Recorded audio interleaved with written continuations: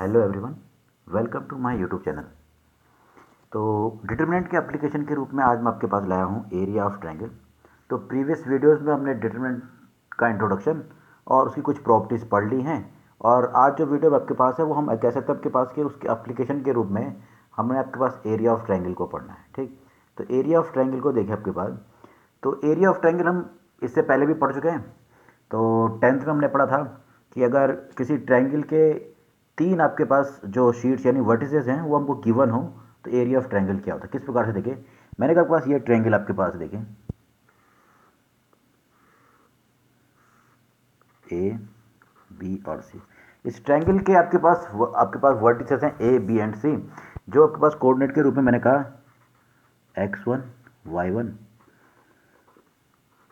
x2 y2 और x3 y3। ये इस प्रकार के इसके कोऑर्डिनेट्स आपके पास दिए हैं, और मुझे इस ट्रायंगल का एरिया निकालना है। तो हमको तो पहले से मालूम है कि इस ट्रायंगल का एरिया क्या होता है। ठीक है, तो उसी का यूज़ करते हुए मैं इसको उस जो आपके पास फॉर्मूला था उसको डिटरमिनेंट के रूप में लिखने वाला हूँ आपके पास। देखिए, हमने पढ़ा आपके पास एरिया ऑफ ट्रायंगल रहता है area of triangle A B C equal to आपके पास होता है formula 1/2 x1 into y2 minus y3 plus x2 y3 minus y1 plus x3 और y1 माइनस y2। तो ये फॉर्मूला हम पहले भी पढ़ चुके हैं आपके पास, ये हमने 10th में पढ़ा था आपके पास। ठीक है, तो इसी फॉर्मूले को जो एरिया ऑफ ट्रायंगल है इसको ही मैं इसको डिटरमिनेंट पे डिपेंड कराने वाला हूँ, यानी इसको एक इस फॉर्मूले को मैं डिटरमिनेंट के रूप में लिखने वाला हूँ। तो उसको हम आपके पास किस प्रकार से लिखें, देखो मैंने इसको लिखा 1/2। पहले वाला तो मैंने ऐसे लिखा है x1 y2 माइनस y3। इस वाले में मैंने आपके पास ये जो ब्रैकेट के अंदर आपके पास था इसमें से मैंने माइनस, जैसे मैं कॉमन लूँ तो ये हो जाएगा माइनस x2, यहाँ हो जाएगा y1 माइनस y3, और आपके पास हो जाएगा plus x3 into y1 minus y2। ये कुछ इस प्रकार से हो जाएगा आपके पास। ठीक है, तो मैंने क्या किया, जो फॉर्मूला बेसिकली जो आपके पास होता है जब एरिया ऑफ ट्रायंगल के लिए आपके पास, तो ये आपके पास फॉर्मूला था। इस फॉर्मूले को थोड़ा मैंने चेंज किया। मैंने क्या किया, जो सेकंड टर्म है, क्योंकि मुझे आप मालूम है डिटरमिनेंट को जो हम है ना उसका जब एक्सपेंशन करते हैं तो उस टाइम पर दूसरा टर्म क्या होता है नेगेटिव। इसको नेगेटिव बनाने के लिए मैंने इस ब्रैकेट में से माइनस कॉमन लिया, तो माइनस कॉमन लेने पर ही हो जाएगा y1 माइनस y3। तो कुछ इस प्रकार से आपके पास प्राप्त हो रहा है। ठीक है, अब जरा इसको देखिए, तो मैंने इसको डिटरमिनेंट के रूप में लिखने के लिए सबसे पहले ये x1 ऐसे ही रहना, और इसको एक डिटरमिनेंट के रूप में लिखा, मैंने लिखा y2 y3 और यहाँ लिख दिया 1 और 1। अब देखिए, जब मैं इस डिटरमिनेंट को सॉल्व करूँ तो मल्टीप्लाई कैसे कर रही है, सेकंड ऑर्डर आपके पास जो मैट्रिक्स उसका डिटरमिनेंट है ये गुणा इससे होगा माइनस इससे, तो इस प्रकार से मैंने इस टर्म को ऐसे लिख दिया। फिर अगला वाला माइनस x2 और इसमें लिख दिया मैंने y1 y3, ये हो गया 1 और 1। इसी प्रकार से ये भी हो गया। देखो ये भी गुणा होगा तो इसको सॉल्व कर सकते हैं y1 माइनस y3, और ऐसे ही आपके पास लास्ट x3 होगा, तो इसमें हो जाएगा डिटरमिनेंट के रूप में सिंपली y1 1 y2 और 1। ये इस प्रकार से ऊपर। तो मैंने क्या किया, इस जो फॉर्मूला हमारे पास जो बेसिक जो 10th में दिया था उसके ही मदद से मैंने इस फॉर्मूले को थोड़ा सा चेंज करके सेकंड ऑर्डर के जो डिटरमिनेंट था उसके रूप में लिख दिया है। अगर मैं इसको गौर से देखूं तो ये कुछ और नहीं, ये आपके पास था 1/2 x1 x2 x3 y1 y2 y3 1 1 1। इस डिटरमिनेंट को जब एक्सपेंशन करेंगे तो हमें रिजल्ट के रूप में यही मिलने वाला है। तो मैंने क्या किया, ये जो फॉर्मूला था उसको इस रूप में व्यक्त कर दिया, एक डिटरमिनेंट के रूप में लिख दिया है।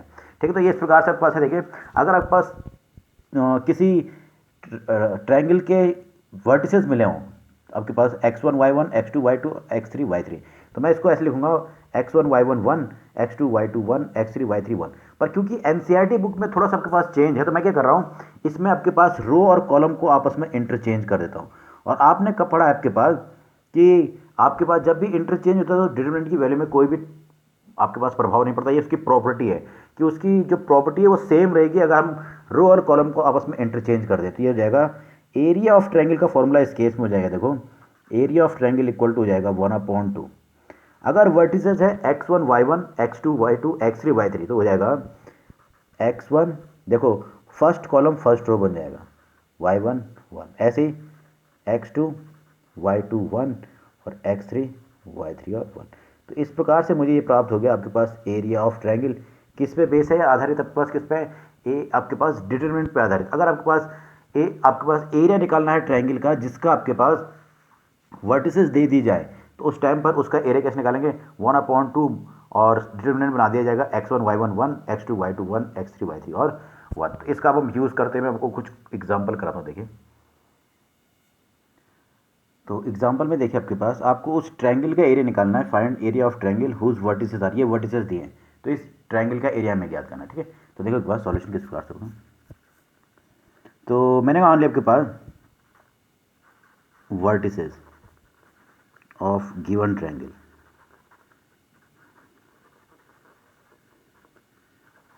उसकी वर्टिसेस मैंने मान लिया ए 4 6, बी 0 4 और इसको मैंने मान लिया सी 6 और 2। तो ये आपके पास हो गया x1 y1 x2 y2 x3 y3 मिल गया आपको। ठीक है, तो आपके पास एरिया ऑफ ट्रायंगल क्या होता है, मैंने आपको बताया भी formula. And area of triangle equal to हो जाएगा ट्रायंगल ए बी सी, त्रिभुज ए बी सी का एरिया हो जाएगा 1/2 x1 y1 1, x2 y2 1, x3 y3 और 1। तो ये इस प्रकार से आपके पास ट्रायंगल आपके पास है। तो ट्रायंगल का एरिया मुझे निकालने के लिए कहा जाए तो देखो आपके पास मुझे ये पहले पॉइंट्स मिलेंगे x1 y1, दूसरे से x2 y2 और x3 y, यानी आपके पास ट्रायंगल का एरिया हो जाएगा 1/2। पहले पॉइंट के हिसाब से x1 y1 हो गया 4 6 1, दूसरे के हिसाब से हो गया 0 4 और 1, इसी प्रकार से 6 2 और 1। तो ये कुछ इस प्रकार से मुझे प्राप्त हो रहा है। ठीक है, तो मुझे ये ट्रायंगल के एरिया ऑफ ट्रायंगल के रूप में मुझे ये प्राप्त हो गया। ठीक, तो हम करेंगे क्या, हमें इसे सॉल्व करना है। तो जो सॉल्व करने के पश्चात जो हमको वैल्यू मिलेगी वो क्या कहलाएगी, एरिया ऑफ ट्रायंगल। अब ध्यान दीजिए, आपको बताया गया है कि हम उस पंक्ति या उस कॉलम के अंदर इसका विस्तार करते हैं जिसमें अधिकतम शून्य हो। तो इसमें देखें तो जो पहला कॉलम है उसमें क्या है, एक शून्य आ रहा है। तो मैंने क्या किया, इसको एक्सपेंड किया अलोंग C1 के अनुदिश किया इसको। ठीक है, तो ये हो जाएगा area of triangle A B C equal to 1/2। देखो अब इसका विस्तार करते हैं, तो कैसे करते हैं आपको मालूम है कि हमने डिटरमिनेंट को कैसे सॉल्व करते हैं, मैं आपको बता चुका हूँ। तो हिसाब से जाएगा इस C1 का पहला अवयव है 4। अब जिस पंक्ति जिस कॉलम में उसको हटा देंगे, अब ये आपके पास हटा देंगे, आपके पास जो बच गया है वो 4 का उपसारी में हो जाएगा 4 1 2 और 1। इसी प्रकार से अगला एलिमेंट क्योंकि 0 है तो सीधे क्या हो जाएगा +0, उसके साथ कुछ भी उसने 0 रहना हम बता चुके हैं। ठीक है, इसीलिए हमने इस कॉलम के अंदर किया है प्लस फिर 6 और जिस पंक्ति और जिस कॉलम में उसको हटा देंगे तो हो जाएगा पहला कॉलम और तीसरी पंक्ति हो जाएगा 6 4 1 और 1। इसको सॉल्व करना है, देखिए कैसे सॉल्व करते हैं मालूम है। 1/2 4 इंटू ये गुणा हो गया तो हो जाएगा 4 -2 प्लस 0 का 0 रहेगा +6 इंटू 6 -4।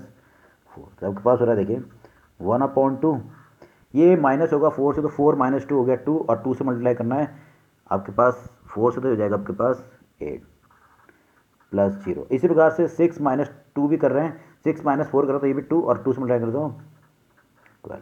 तो इस प्रकार से आपके पास जो मिल रहा है आपके पास देखें, तो इन दोनों को जोड़ देंगे तो जाएगा 20/2 यानी 10 स्क्वायर यूनिट। क्योंकि एरिया है तो अब कई बार क्या हो सकता है कि ये नेगेटिव भी आ सकता है, ये क्या आ सकता है, नेगेटिव भी आ सकती है वैल्यू, पर क्योंकि ये एरिया है और एरिया कभी भी क्या होता है, नेगेटिव नहीं होता है, हमें क्या लेना है, पॉजिटिव क्वांटिटी। हमें क्या लेना है, इसको पॉजिटिव लिया जाएगा, एरिया कभी भी नेगेटिव नहीं होने वाला बस। ठीक है, तो कुछ आपके पास पॉइंट्स हैं जिसको आपको याद रखना है कि जैसे आपके पास अगर वर्टिसेस मिल जाए तो उसका एरिया कैसे निकाला जाएगा आपके पास। ठीक है, तो वर्टिसेस निकल दे दिया जाए तो डिटरमिनेंट पे आपके पास क्वेश्चन आएगा कि using determinant find the area of triangle whose vertices are ये।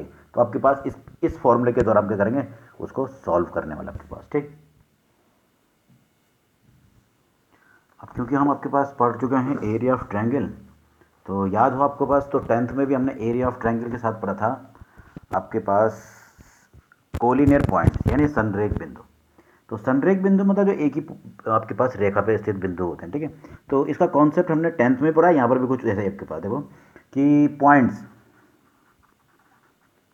ए मैंने कहा x1 y1, B x2 y2 और सी पॉइंट x3 y3। तो ये तीनों पॉइंट आपके पास क्या कहलाएंगे, कोलिनियर कहलाएंगे। ठीक है, आर ये आपके पास कहलाएंगे आर कोलिनियर। कोलिनियर पॉइंट्स, यानी आपके पास ये संरेख बिंदु कहलाते हैं। उसके लिए कंडीशन आपने 10th में पढ़ी है, वही यहाँ पर भी है। If and only if area of triangle A B C, त्रिभुज का क्षेत्रफल कितना होना चाहिए? 0। आप पढ़ चुके हो। और अब मैंने आपको अभी एरिया ऑफ ट्रायंगल डिटरमिनेंट पे आधारित बताया है, तो उसके आधार पर हो जाएगा, यानी 1/2 x1 y1 1 x2 y2 1 या x3 y3 1 इक्वल टू क्या होना चाहिए? 0। तो ये इस प्रकार से होना चाहिए। तो 1/2 उधर भेज देंगे तो बहुत सिंपली हो जाएगा। यानी अगर आपको चेक करना है कि 3 पॉइंट्स आपस में कोलिनियर हैं या नहीं, तो आपको केवल प्रूफ करना होगा कि इस डिटरमिनेंट की value x1 x2 x3 y1 y2 y3 1 1 1 equal to क्या होना चाहिए? 0। अगर ये 0 हो जाएगा तो हम कहेंगे तीनों पॉइंट क्या हैं? कोलिनियर हैं। अगर ये 0 नहीं है तो वो कोलिनियर नहीं कहलाएंगे। तो ये कॉन्सेप्ट है बस कोलिनियर पॉइंट्स का है। तो लगभग वो बस एरिया ऑफ ट्रायंगल जो आपने 10th में पढ़ा है वही इस बार भी आपके पास है। बस हम वहाँ पर फॉर्मूले को लिखने का जो तरीका है, उसका जो कॉन्सेप्ट है आपके पास याद करने का, हम कैसे होने वाला है? डिटरमिनेंट पे आधारित होने वाला है, इस डिटरमिनेंट पे आधारित। ठीक है, अगर 1/2 है तो आगे से तो हो जाएगा एरिया ऑफ ट्रायंगल, और अगर area of triangle equal to 0 होता है तो हम कहते हैं कि वो पॉइंट्स क्या हैं? कोलिनियर, यानी आपके पास एक ही रेखा पर आने वाले बिंदु, जिसे हिंदी में कहते हैं संरेख बिंदु आपके पास। ठीक है, तो इस प्रकार से आपके पास जैसे ये तीनों आपके पास अगर एक ही रेखा पे आएंगे तो इनसे त्रिभुज का निर्माण नहीं होने वाला है। ये आपके पास क्या होने वाला है? एक ही रेखा पर स्थित है, इसलिए इस केस में त्रिभुज का निर्माण नहीं, तो उसका क्षेत्रफल भी क्या होगा? यानी उसका एरिया भी क्या होगा? 0 आपके पास। ठीक, तो इस पर भी एक एग्जाम्पल देखिए आपके पास। तो क्वेश्चन क्या है, देखिए आपके पास क्वेश्चन कहता है आपके पास आपको दर्शाना है, यानी शो करना है आपके पास कि जब पॉइंट्स हैं, जो 3 पॉइंट्स ए बी और सी, ये क्या है आपके पास? कोलिनियर है। ये क्या है? पॉइंट्स क्या है? कोलिनियर है। तो उसको प्रूफ करने का तरीका क्या है? इसका जो एरिया होगा क्या होगा? आपके पास 0 होना चाहिए। इसके ट्रायंगल का एरिया क्या होना? 0। ठीक है, तो मैंने मान लिया आपके पास दिए हुए जो पॉइंट है वो क्या है? गिवन पॉइंट्स आर, जो दिए हुए पॉइंट्स है वो मैंने मान लिया A B plus C, B C plus A, और सी है सी ए प्लस बी। ये मैंने मान लिया पॉइंट है ए बी सी। तो अगर ये कोलिनियर है तो इनके लिए क्या होना आपको मालूम है? ये आपको प्रूफ करना है। तो देखो बस हम निकालेंगे फॉर कोलिनियर पॉइंट्स। अगर हमको प्रूफ करना है कोलिनियर, तो हम क्या करेंगे? इसके लिए डिटरमिनेंट की वैल्यू क्या आनी चाहिए? 0, यानी x1 x2 x3 y1 y2 y3 1 1 1 equal to क्या होना चाहिए? ये 0 प्रूफ करना पड़ेगा बस। ठीक है, हम क्या पढ़ेंगे? 0, इसकी वैल्यू निकालेंगे बस। ठीक है, तो हमारे पास इसको अगर कोलिनियर प्रूफ करना है तो ये कितना मिलना चाहिए आपके पास? ये हमको मिलना चाहिए 0 प्राप्त होना चाहिए। ठीक है, तो इसको 0 प्रूफ कर देंगे। अगर 0 आए, इसकी वैल्यू, इस डिटरमिनेंट की वैल्यू 0 आएगी तो हम कहेंगे कोलिनियर है, और अगर ये डिटरमिनेंट की वैल्यू 0 नहीं आती है तो हम कहेंगे कोलिनियर नहीं है। तो देखो क्या मिल रहा है आपके पास?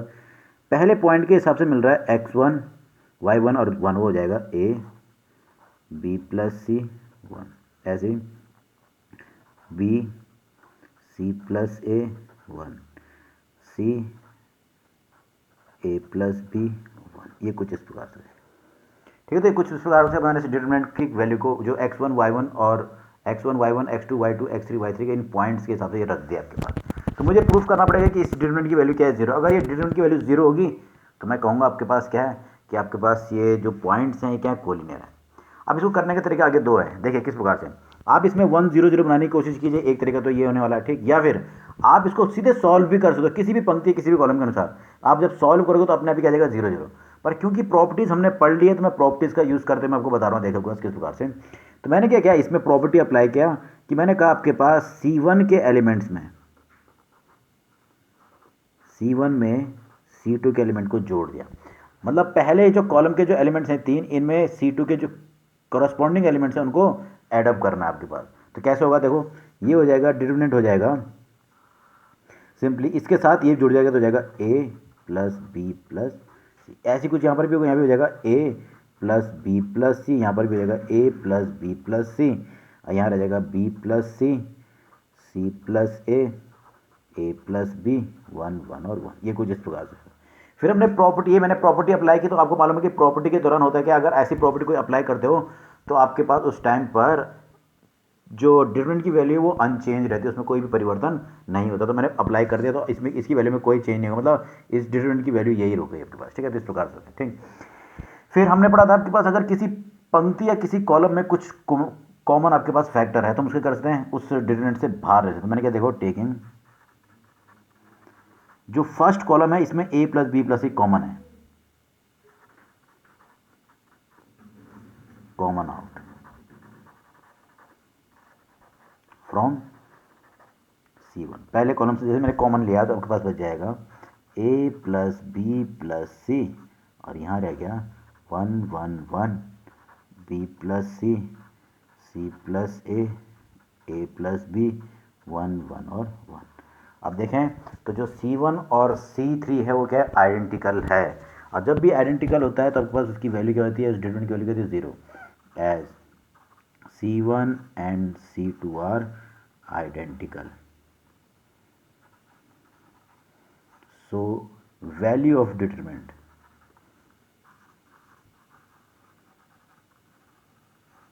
is 0। तो ये क्या हो जाएगा, ये पूरा जो डिटरमिनेंट है इसकी वैल्यू क्या हो जाएगी, ये आप जब सॉल्व करो तो ये आपके पास अपने आप क्या हो जाएगा। देखिए आपके पास a प्लस बी प्लस सी जो था, मैं आपके पास यहीं पर कर दे रहा हूँ इसको, a plus B plus C, और इस डिटरमिनेंट की वैल्यू होगी 0, यानी क्या मिल गया पूरा का पूरा 0। और इसके 0 होने का मतलब क्या है कि जो तीनों पॉइंट a b और c हैं वो आपके पास क्या हैं, ये आपके पास हैं कोलिनियर पॉइंट्स, ठीक। तो आपके पास ये जो फॉर्मूला आपके पास है एरिया ऑफ ट्रायंगल का, ये हमने 10th में भी पढ़ा है। बस हम इसको क्या किसका यूज़ कर रहे हैं, डिटरमिनेंट का यूज़ कर रहे हैं उसका रिप्रेजेंटेशन के लिए आपके पास। और उस रिप्रेजेंटेशन के आधार पर वहाँ पर अगर एरिया ऑफ ट्रायंगल का फॉर्मूला है तो साथ में कोलिनियर पॉइंट्स का भी फॉर्मूला था, इसलिए हम उसका भी यूज़ करने वाला आपके पास, ठीक। तो ये था आपके पास एरिया ऑफ ट्रायंगल। इसके एप्लीकेशन के रूप में भी कह सकते हैं हम कि एप्लीकेशन ऑफ डिटरमिनेंट के रूप में हम क्या पढ़ रहे हैं, एरिया ऑफ ट्रायंगल पढ़ रहे हैं आपके पास, ठीक। तो जो हमने पढ़ा आपके पास उसको नोट्स के रूप में देखें तो पास क्या होगा, देखो अगर triangle of area of triangle निकालना जिसकी वर्टिसेस हैं आपके पास x1 y1 x2 y2 x3 y3, तो आपके पास बताया मैंने आपके पास एरिया ऑफ ट्रायंगल का फॉर्मूला हो गया ये आपके पास, ठीक। इसी प्रकार से अगर अगर आपको इन पॉइंट्स को आपको कोलिनियर पॉइंट्स प्रूफ करना है तो उसके लिए कंडीशन हो गई है आपके पास कि उसके लिए एरिया ऑफ ट्रायंगल क्या होना चाहिए, 0 आपके पास, ठीक। अब आपके पास कुछ और आपके पास पॉइंट है जो नोट हमेशा याद रखना आपके पास कि जो एरिया है is always पॉजिटिव क्वांटिटी। ये हमेशा क्या होती है, पॉजिटिव क्वांटिटी होती है। तो इसलिए जो आप अगर आप एरिया आपके पास कैलकुलेट करते हो, कहीं पर आप एरिया कैलकुलेट कर रहे हो तो हमेशा ये जो वैल्यू आएगी ना, डिटरमिनेंट की वैल्यू पॉजिटिव नेगेटिव कुछ भी हो सकती है, पर हमें क्या लेना है, हमेशा पॉजिटिव लेनी है। इसलिए आपके पास आप वैल्यू ऑफ डिटरमिनेंट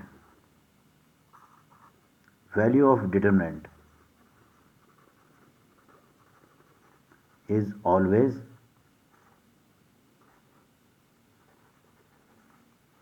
पॉजिटिव। हमें इसका लेना है अगर आपको एरिया, क्योंकि हमको मालूम है कि एरिया क्या होता है, पॉजिटिव क्वांटिटी यानी धनात्मक राशि आपके पास है, तो इसलिए हम वैल्यू ऑफ डिटरमिनेंट जो होंगे वो हमें इसका लेंगे पॉजिटिव लेंगे, ठीक। अब एक केस और आता है, कई बार क्या होता है कि आपको एरिया ऑफ ट्रायंगल दे दिया जाए, क्या दे दिया जाए, एरिया ऑफ ट्रायंगल। देखो if area of triangle is given, ये दे दिया जाए और कहा जाए कि किसी कोऑर्डिनेट के किसी वर्टिस से किसी कोऑर्डिनेट को निकालना है, ठीक है, चाहे वो एक्स कोऑर्डिनेट हो चाहे वाई कोऑर्डिनेट हो आपके पास। अगर कहा जाए पास कि एरिया ऑफ ट्रायंगल दे दिया जाए और we have to find any coordinate, और आपको कहा जा रहा है कि कोऑर्डिनेट निकालिए, तो उसके लिए आपको क्या करना पड़ेगा, एरिया ऑफ ट्रायंगल को पॉजिटिव नेगेटिव दोनों लेना पड़ेगा। क्यों, क्योंकि भाई आपने जब एरिया कैलकुलेट किया तो आपको मालूम है एरिया तो हमेशा पॉजिटिव होता है, पर जो आप पॉइंट निकाल रहे हो वो पॉजिटिव नेगेटिव दोनों हो सकते हैं। इसलिए तो हम क्या लेंगे, तो हम उस केस में we have to find any coordinate then assume both values,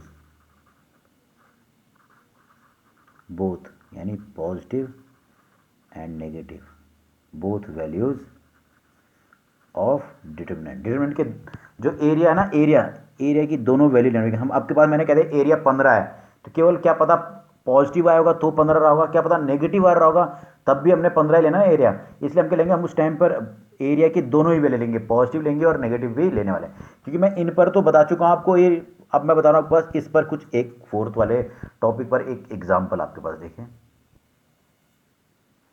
तो जो लास्ट कॉन्सेप्ट मैंने आपको बताया कि अगर आपके पास एरिया दे दिया जाए और किसी पॉइंट का एक्स या वाई कोऑर्डिनेट निकालना हो तो उस टाइम पर क्या करेंगे, उसका क्वेश्चन आपके पास है। देखिए, अगर कहा जाए if vertices of triangles are, जो ट्रायंगल है उसके जो वर्टिसेस यानी कि जो शीट्स हैं वो इस प्रकार से दिए हुए हैं आपके पास, 2 डायमेंशन में आपके पास है K0 4 0 0 2। तो और साथ में दे रखा है एरिया ऑफ ट्रायंगल है 4 स्क्वायर एंड, क्या है 4 स्क्वायर एंड। तो आपको क्या निकालना है, वैल्यू ऑफ के, यानी जो इसका जो पहला पॉइंट है, जो उसका पहला वर्टिस दिया है उसमें एक्स कोऑर्डिनेट निकालना है। ठीक है, अब क्योंकि कोऑर्डिनेट है वो पॉजिटिव नेगेटिव दोनों हो सकता है, और जो एरिया है वो आपके पास 4 स्क्वायर यूनिट, इसलिए पॉजिटिव में केवल पॉजिटिव दिया हुआ है, पर हम क्या लेंगे, इसकी वैल्यू पॉजिटिव भी लेंगे और नेगेटिव भी लेने वाला है। देखो किस प्रकार से, देखो solution, given vertices are, point है K0, बी पॉइंट है 4 0 एंड सी पॉइंट है 0 2, और साथ में area of triangle, area of triangle ABC आपको मालूम है फॉर्मूला होता है 1/2 x1 y1 1 x2 y2 1 x3 y3 1, और ये इक्वल टू दे रखा है आपके पास 4। अब 4 तो दिया है, पर अब मैंने बताया था पास कि डिटरमिनेंट की जब वैल्यू लेते हैं कहते हैं पॉजिटिव नेगेटिव दोनों लेते हैं। तो जो वैल्यू 4 है हम क्या करेंगे, उसको पॉजिटिव भी लेंगे और नेगेटिव दोनों ही लेते हैं। अभी भाई डिटरमिनेंट की वैल्यू पॉजिटिव नेगेटिव कुछ भी हो सकती, और क्योंकि मुझे एक्स कोऑर्डिनेट निकालना है ए का, तो इसलिए मैं आपके पास, क्योंकि कोऑर्डिनेट पॉजिटिव नेगेटिव दोनों कुछ भी हो सकता है, तो हम क्या लेंगे, दोनों वैल्यू लेंगे। तो ये आपके पास मैंने आपको बताया था। तो देखिए आपके पास फॉर्मूला जो है उसके पास आधारित पास ये था, मैं डायरेक्ट इसमें वैल्यू सब्स्टिट्यूट कर दूंगा। देखो क्या मिलता है, ये हो जाएगा वैल्यू होने पे 1/2, पहले पॉइंट के कोऑर्डिनेट हैं K0 1, दूसरे के हो जाएंगे आपके पास 4 0 1, और तीसरे के पास जाएंगे 0 2 और 1। अब मैंने आपको बताया था कि किस पंक्ति और किस कॉलम के अंदर उसका विस्तार करते हैं जिसमें सबसे अधिक शून्य होते हैं। तो मैं देखूं तो जो सेकंड कॉलम है, सेकंड कॉलम में आपके पास क्या है, आपके पास 2 0 हैं, तो उसके हिसाब से क्या, देखो क्या होगा, एक्सपेंडिंग अलोंग इक्वल टू है +- 4,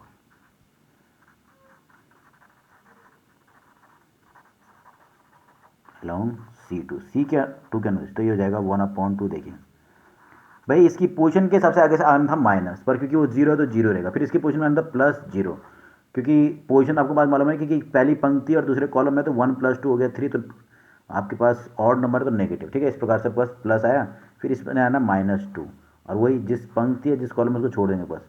ये आपके पास तीसरी पंक्ति और दूसरा कॉलम हटेगा आपके पास, तो क्या बच रहा है, देखिए केवल ये बच जाएगा आपके पास K1 4 और 1, ये इस प्रकार से, तो केवल इतना बच रहा है, ये इक्वल टू है +- जो सिंप्लीफाई करते हो रहा है 1/2। तो देखिए ये तो दोनों 0 हो गया, -2 × K-4 इक्वल टू +- 4, ये कुछ इस प्रकार से आपके पास हो जाए। ठीक है, तो जब सिंप्लीफाई करते हैं, जरा ध्यान देना आपके पास कि जब सिंप्लीफाई किया जाए पर तो क्या मिलता है, देखिए तो ये मल्टीप्लाई हो जाएगा, 1/2 से 2 कैंसिल हो जाएगा, -K और +4 इक्वल टू +- 4। तो जो मुझे कैलकुलेट करना है वो है K, तो K को कैलकुलेट करने के लिए देखिए ऊपर इस 4 को मैं इधर ले आऊँगा, हो जाएगा -K इक्वल टू हो जाएगा -4 + -4, तो इस प्रकार से है। तो K इक्वल टू देखें तो ये जाएगा -4 + -4, ये कुछ इस प्रकार से मिलेगा। ठीक, अब थोड़ा ध्यान देना आपको कि एक बार हम इस साइन को पॉजिटिव लेंगे, अगर मैंने इसमें पॉजिटिव साइन लिया, अगर मैंने क्या लिया, पॉजिटिव साइन लिया, तो K इक्वल टू हो जाएगा, देखिए अगर मैंने पॉजिटिव लिया है तो K इक्वल टू हो रहा है, देखिए ये अगर प्लस होता तो -4 + 4 हो जाता 0, तो K इक्वल टू कितना मिल रहा है, 0 प्राप्त हो रहा है। K इक्वल टू कितना मिल रहा है, 0, एक पॉइंट मान तो मिल गई है, K इक्वल टू 0। अगर मैं नेगेटिव वैल्यू लेता हूँ यहाँ पर आपके पास इसकी, तो क्या होगा, देखो ये हो जाएगा K इक्वल टू माइनस ऐसी रहेगा, ये हो जाएगा -4 यानी -8 और माइनस का +8, तो K इक्वल टू कितना मिल रहा है, 8। तो यहाँ पर पॉजिटिव साइन लेने पे तो मिल रहा है K की वैल्यू 0, और अगर नेगेटिव वैल्यू तो मिलेगा K इक्वल टू 8। तो इस प्रकार से मुझे K के 2 वैल्यूज मिल रही हैं, तो आपके पास हिसाब से K की 2 वैल्यू मिल रही है, 0 और 8 आपके पास, यानी आपके पास जो पहला कोऑर्डिनेट A था वो आपके पास जो पहला वर्टिसेस था वो या तो 0 0 रहा होगा या 8 0 रहा होगा आपके पास। ठीक है, तो ये इस प्रकार से आपके पास है एरिया ऑफ ट्रायंगल का कॉन्सेप्ट, जो कि बहुत ही सरल आपके पास है, इजीली आप इसको कर सकते हो आपके पास। ठीक।